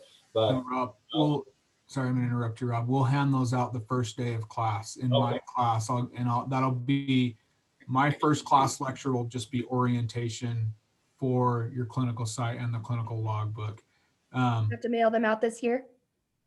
What's that? I don't have to mail them out this year? No, because we'll be in person. So yeah, you don't have to mail them out. So it'll be better. So one thing for you to know, one of the things, since it's on the same topic and there's a question about it, as far as the clinical sites doing night shifts and weekends, yes, when we go over our clinical logbook, we will describe to you that they can assign you to night shifts and weekends, and that is a good thing. Okay, you'll get more experience that way because you see different patients on the weekends and at nights. All right, so that's really a good thing. However, it does say in our clinical logbook that they cannot assign you to more than 2 weekend shifts in a month. So, and when we say weekend shifts, that's a shift. So if it's Saturday 8 to 3, that's one shift. And then they could do another weekend, another day, or they could ask you to be there on that Sunday. But we try to ask them to spread it out. But just know that we don't allow them to require more than 2 weekend shifts a month. All right. And usually they don't do that during the first semester. They'll let you kind of get your feet wet, I guess, get you used to doing things before they throw you on a weekend and evening shift. They let you do the normal daily routine stuff first. Just a quick question. So we shouldn't reach out even once we have our clinical instructor's name and information. We shouldn't reach out to them until this first or second week of August. Is that waiting too long, or? I don't know if that's what Kim said, but I don't think Kim said that. Did you, Kim? Yeah, I mean, just for your schedules and stuff like that. If you want to reach out and introduce yourself, I mean, absolutely, feel free to reach out and introduce yourself if you don't hear from them by the end of this month, because they're just barely getting your information And some of them will wait for you to reach out to them. Every one of them does a little bit different. So yes, I'd say if you don't hear from them by towards the end of this month, then feel free to reach out to them and just introduce yourself and ask them, you know, what they expect of you right now. And we'll be getting that in the next few weeks, the contact information. Yes. Okay, Bob great. and Kim will send that to you. Okay, thank you. There was a question in the chat about outreach students having to be up on campus starting day one. The very first day of outreach, Casey, correct me if I'm wrong, I believe is that Tuesday, the 31st. Correct, right? yes. We'll be on campus. It's technically the second day of the semester. The semester starts Monday. And as I said before, some of you will have lab on Monday, campus students, but outreach students will be required to be here, and campus students, August 31st will be the first day of school. But everybody's clinical time starts August 30th, Monday. And some of you might be in clinic before you even step a foot on campus or the lab or. Actually, Rob, we're changing that this year. Sorry. Oh, okay. Yeah, we're going to have you here with us before you go to clinical. Other than orientation, they may have you do an orientation before then, which most of you will do your orientation before the program, before you actually start clinicals. But yeah, we're going to work with you that first week before you go to clinical. Okay, so you won't be going on Monday before. Okay, so just know that. Sorry, Rob, we just made that decision today. So sorry. One other thing really quick, we've kind of already hit this. There's a question in the chat about it, but if you're assigned to a site and you have to be relocated because of something with your family, you have a job that your spouse is being moved or whatever it may be, you may have to determine whether you're going to stay in the program or take a leave of absence or whatever it may be. We try to accommodate people, but knowing that if you think of every single clinical site being filled with students, right? We can't say, oh, you've moved, your living situation has changed now, your life has changed. We need to put you here that's closer to this site. We can't do that because there's not a spot for you. Okay. And there's only certain spots in the state or in the areas that we have clinical sites as well. So we can't be obligated to find you another site if that happens. All right. It just has to be, you have to determine whether your life situation can change that. Okay. All right. So that's up to you whether you choose to still be in the program, if you have to move. If you know right now that you're going to have to move, then let us know where that's at, and we will see if there's a site that we can accommodate for you right now. But if not, and you know that you're going to move and you're only going to be able to do one semester, we would ask you to let us know that right now or as soon as you can, so that we can possibly fill that spot with somebody else, one of our alternates, because it's not going to do you any good to be in the program for one semester and then have to drop out. Okay, it'll be a waste of your time and money, and it'll also not allow somebody else to be in that spot that should be.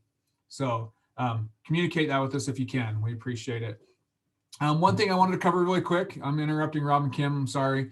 But one question that we get a lot is whether you can either be pregnant entering the program or become pregnant while in the program. And the answer is yes. You are able to complete this program while pregnant. You can deliver a child while in this program. We work with you. We make it possible. There's some options that we have to make that so that you can take maternity leave and be able to do those things. We will work with you. The only thing that we ask is that you declare your pregnancy with us. And I ask that you declare that with Kim. All right. Kim has kind of taken over the pregnancy forms for us. So if you are pregnant or become pregnant, please let Kim know that. And then Kim will relay that information, talking with you to your whoever your clinical people are, whether it's me that's over your clinical site or whatever it may be. She will relay that. Also, Shane Clampett is our radiation safety officer. So he will need to know that information as well after Kim gives it to him so that he can get you a radiation monitor for the fetus. Okay.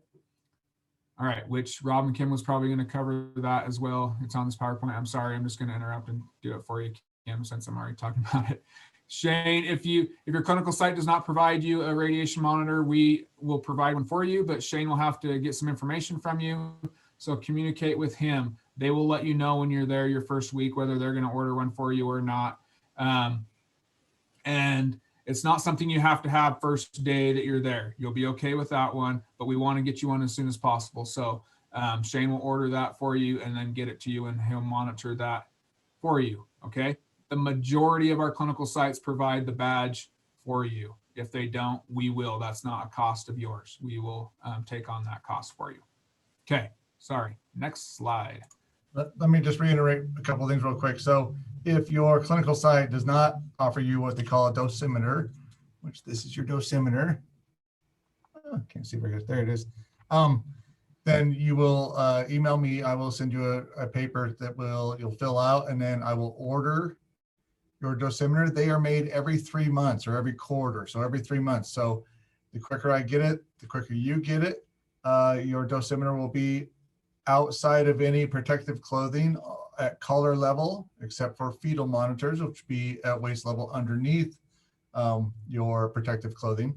And every 3 months, I will send you a letter. And inside the letter will be a return envelope. You must take the new dosimeter and use it and send back the old one in this self-addressed return envelope. We have a huge problem with people never returning them. So then we don't know what your dose is, and we don't know if you're within limits. So please just make sure you always send back the old one when you get the new one.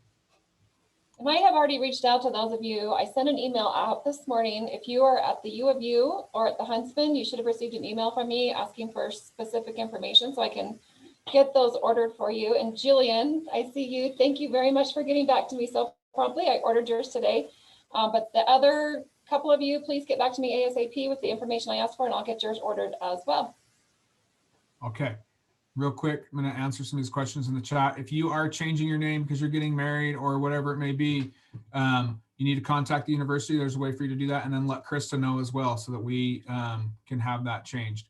That happens every year. We get multiple people that have different names from when they came in. It's good for us to know who you are for doing grading and all kinds of stuff. Okay, so yeah, let Krista know, plus, and she'll help you with figuring it out through the university. Question about buying your own markers. You will need x-ray markers while in the program. I would wait until you do your orientation or until you meet with your clinical instructor. Some sites provide those for you. Others ask you to purchase your own. So just see what your site requires, okay? All right. I have my own my markers already with my initials on them from my last program that it went before I moved here. Can I use those? You need to ask your facility if they're okay with them. If they approve them, then yeah, that's fine. It just depends. Each facility is different on what kind of markers they want you to have. Okay. So I would say 90% of the time, yes, they would be okay with that, but just make sure with them, okay? Thank you. Okay, Kim, I'll let you and Rob go again.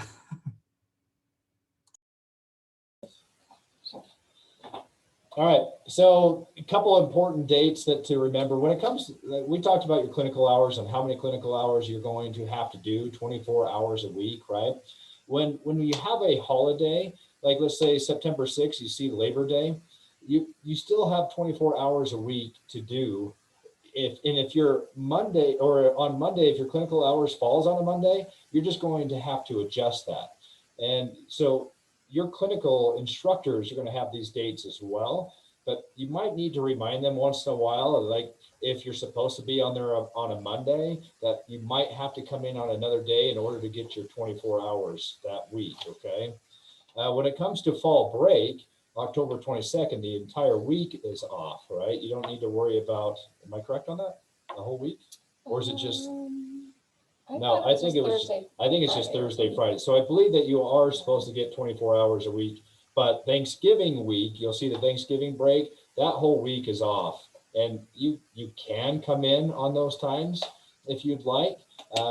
When it falls on a holiday, if you choose to come in on a holiday, which you can, you just need to fill out a permission slip that you'll find in your logbook that you'll go over, day one in class. But there's a little permission slip that you need to have your CI sign and that you send to your faculty contact. And then you can come in on a holiday if you'd like. But these are the important dates that you need to remember. Like the only week that you do not have to do, like I said, would be Thanksgiving. But every other week you need to do your 24 hours. There's a question there about, say you have a 9-day vacation coming up. Sometimes you get married during the break. You need to work ahead. We encourage you to work ahead. Try to get 24 hours in the bank so that if you do take a holiday or a vacation like that, then you can just use those for when you're gone. If not, you're going to have to make them up after you get back somehow. We ask you not to work more than 10 hours in a day or 40 hours in a week for your clinical time. That goes against Weber state policy. So you'll just have to kind of work, in the incoming weeks to kind of make up those hours that you've missed. All right. Is there any questions about clinicals? I know you guys are probably full of questions. The majority of them will be answering on your first day here at class. Anything for now, though?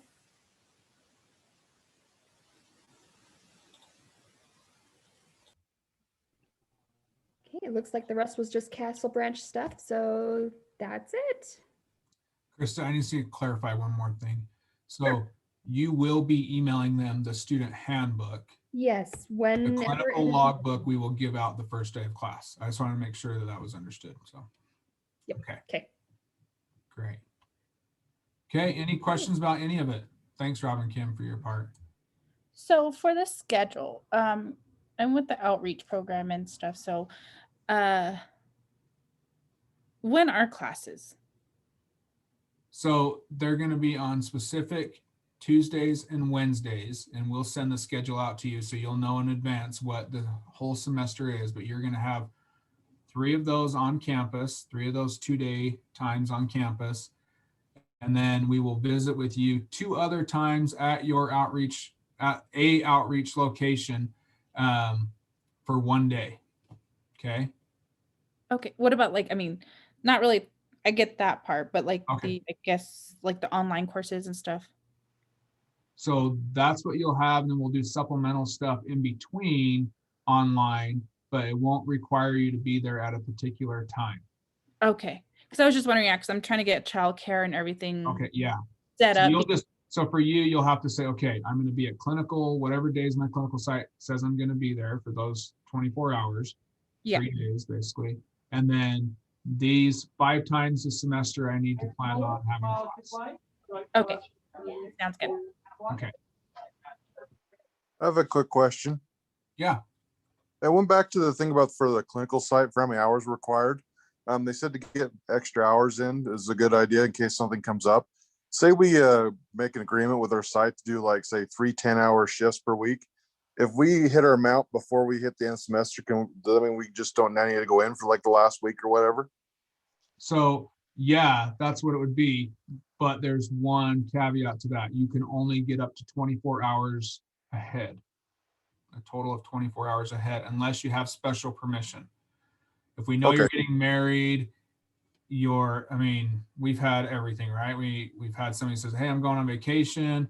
I'm getting married. I'm going through cancer treatments. I know I'm going to need to be off this time. Then we do special considerations. Other than that, the only time you can be ahead is up to 24 hours ahead.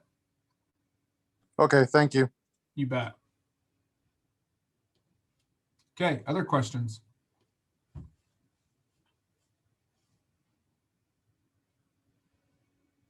Okay, we do need to buy the Weber scrubs, right? We can't just wear our own. We need to purchase at least 3 pairs of those. Is that right?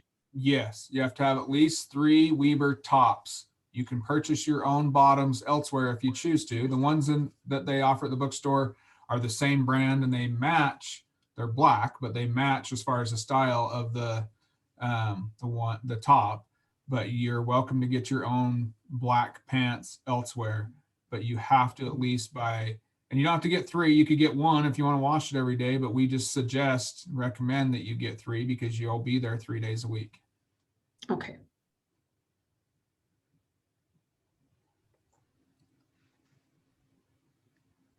There's a question about classes overlapping with bachelor's. You won't be able to do bachelor's courses as far as an extra modality while in this program. You're going to be a full course load, and you have to complete this program to be able to enter a modality. Okay, I hope that answers that question. I had a quick question, if it's okay. Yeah, please. So in one of the emails that we were sent out, it's the Associate of Applied Science in Radiology or Radiologic Technology graduation map. And it showed like how each semester, you know, is like 15 credits. So with us being in the program, does that mean we will be taking like for the first semester, those are the classes we're taking. We're just going to get different CRN numbers depending on the group we're in? Exactly, Ariel. Yeah, that is exactly what it will be. So yes, that grad map is how we will follow per semester. But yeah, you will have different CRNs for each one of those. Oh, perfect. And then And you may have a different professor than somebody else in a different CRN for that class, but it will be the same class.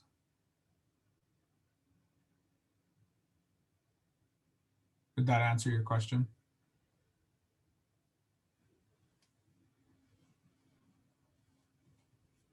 Okay.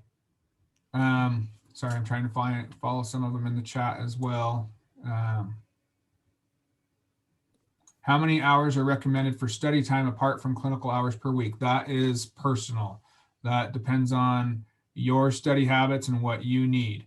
Me, for one, I had to study more than some of my other classmates. It took me longer to catch on to things. So that's definitely up to you on what you feel is necessary. It's hard for me to say what's gonna, I mean, because it's whatever you need to do to understand the concepts. Okay. I had a quick question for when we graduate from this program. Is there a certain GPA average needed to move on to the bachelor and master levels? A certain GPA? Not specifically a certain GPA needed, but it's going to be the same way it was for you to get into these programs. It's that we're going to use a point-based system, so you're going to be competing with other students or other applicants, and your grades as part of those points. So as far as there's not a certain GPA required other than passing GPA, but the higher your GPA is, the more competitive you will be to get into those programs. So it's just as competitive as the beginning then? Depending on which program and which area you want to be. It's really a broad range. Like if you're talking about radiation therapy on campus, then it can be extremely competitive because we have limited clinical sites.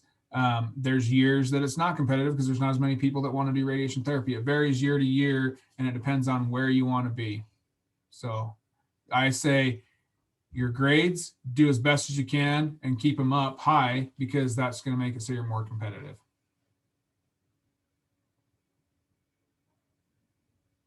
Thank you. You bet.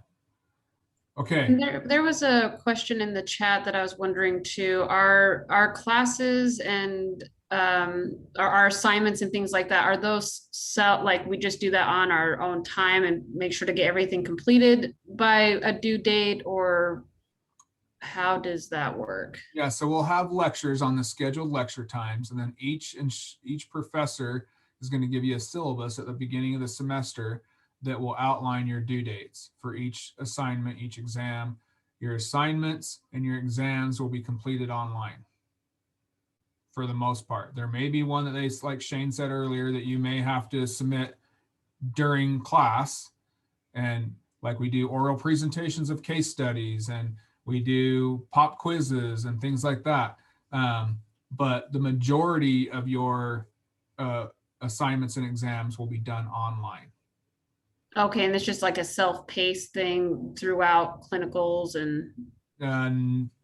No, I don't know if I'd call it self-paced, because we have due dates, depends on the class. There's some of it, like one of my classes, I have everything due at the end of the semester because that class can work that way.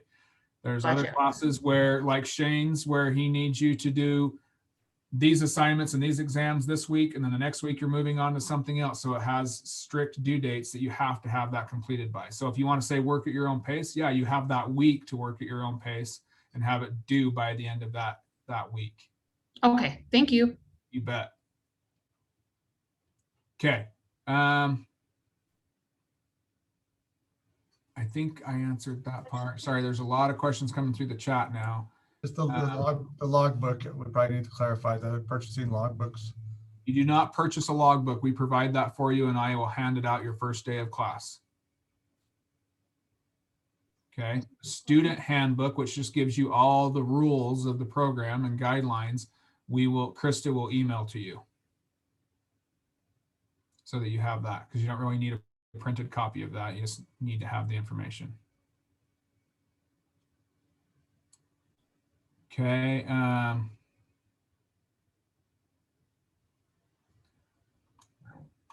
Let's see. Okay, so somebody's asking if they could do 2 12-hour shifts a week. No, you cannot. Okay, your clinical site, you can't. The most hours you can do per Weber State policy is 10 hours in a day. All right, so you can't. There's a lot of students that try to say, well, I work and I want to be able to just do 2 12-hour shifts and be done. That Weber State policy does not allow you to do that. Okay. Plan on, in general, doing 3 8-hour shifts. We've made some exceptions for short periods of time, but in general, you are not allowed to do 12-hour shifts. Okay. It takes a lot of exceptions for us to be able to do that. I just have a question. Yeah. Okay, so for the Arizona site, like, will you guys send approval anytime sooner, or is it like by the end of June? Because like I'm trying to move, like I live in a different state and I want to know like when exactly, like if it's anytime sooner. So for Arizona specifically, I would email Taylor Ward. She's probably already been emailing you about that, I would Yeah, assume. I did email her about it and she said she's still waiting for it. But like what do you think? Is it gonna be like by the end of this month, or is it like, do they take a long time? So for Arizona, Taylor's the only one that knows because she works directly with those clinical sites. If she's still waiting for it, Yeah. that means she's waiting for the clinical site to give her an answer. It's not that she's holding on it, it's that the clinical site hasn't responded yet. So, and they may be still trying to figure that out. And so, yeah, that's really out of our control. That would be the clinical facility. All right, thank you. You bet. Okay, any other questions while I'm trying to read through these? Yeah, again, feel free to contact your clinical site by the end, if you haven't heard from them by the end of June, okay?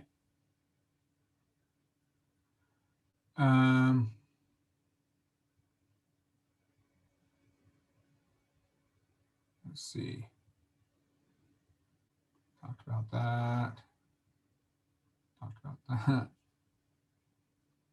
Yes, you need all 3 volumes of your Merrill's textbook. That's one of the questions. I think it's, as well as Rob and Kim, do you still require the workbook that goes along with it? We were just talking about that, Yeah, actually. yeah, we were just talking about that.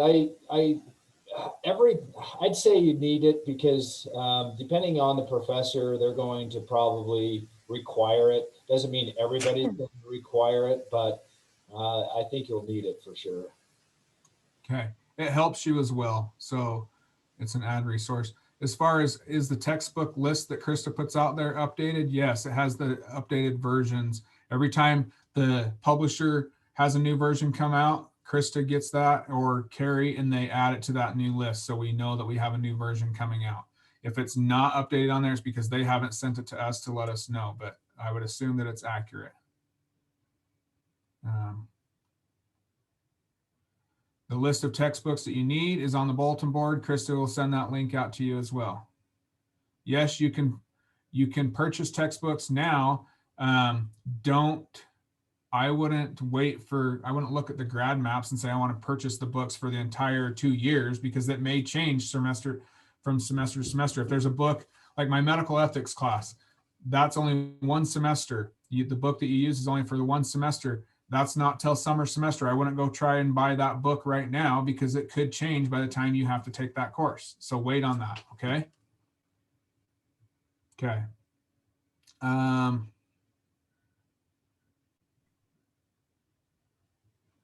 Let's see, there is a ton of questions being asked on here. So I think I hit all of them because some of them are repetitive. If there's something that you can see, Kim, Rob, Shane, you see any that I missed that I didn't cover? I'm just trying to do one. Let's see, the one was about, gosh, I lost my train of thought. Oh, where to find the list. I just wanted to clarify. You go to Weber State's University's website. Up to the top right is how you search for, you know, A through Z. So click on that, find R, and go into Radiologic Technology program. And then under there, you'll see a bulletin board. Click on bulletin board, and that should have your schedules and your list of books and all that. So you explore that because you're going to go there several times. So just kind of get used to getting there. And also Krista has sent that to you and we'll send it again. We'll keep sending you information on the bulletin board and it's on this PowerPoint, I believe. So yeah, you'll have plenty of ways to find the bulletin board. Okay, other questions? Just out of curiosity, how many students were accepted into the program this year? It depends on which program you're talking about. I don't have the number for all of them combined together. We typically for campus, we get about 45 students and we are pushing 60 for campus alone. Okay, Provo is more selective. It's 10, I believe. Outreach, it's site specific and it depends on the year. I don't remember how many we did total. Usually we end up with around 40 for outreach combined. So yeah, it's a good year to apply though, because a lot of the sites are taking more students than they normally do. Okay, other questions?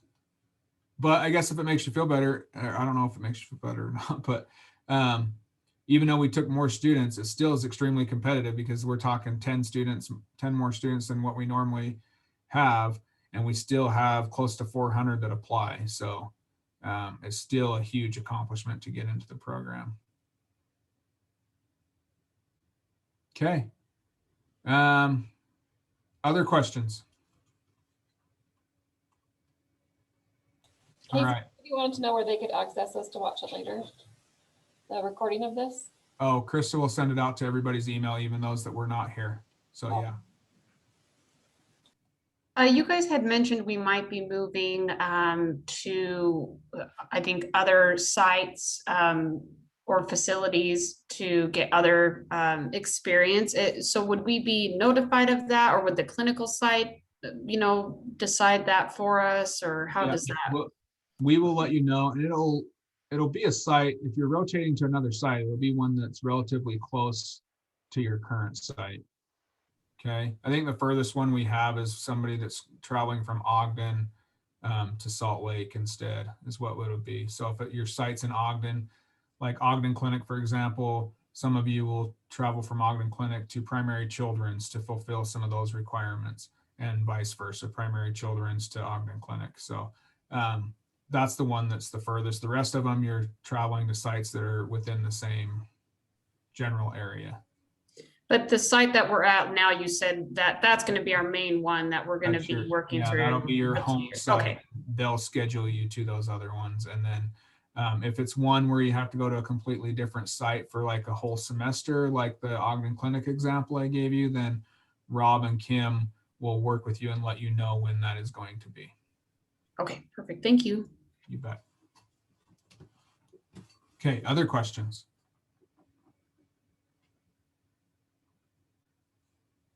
Okay. All right. We appreciate all of you. If you have questions, let Krista know and she'll direct them to us. She'll be our filter. She's great at that. And oh, this one last question. How many students are at each clinical site? That varies as well. Some sites only take one, some take 10. So it just depends on which site it is. All right. Okay. again, congratulations. We're excited to work with you. We hope that we have not drained all of your brain energy with this long meeting, but we really appreciate you. We look forward to seeing you and working with you and building those relationships and having fun. All right. Thanks, everybody. Congratulations.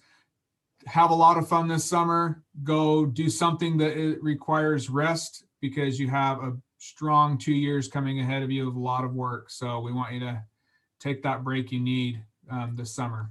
All right. Congratulations again. Thank you. See you later. Bye. Thank you. Thank you.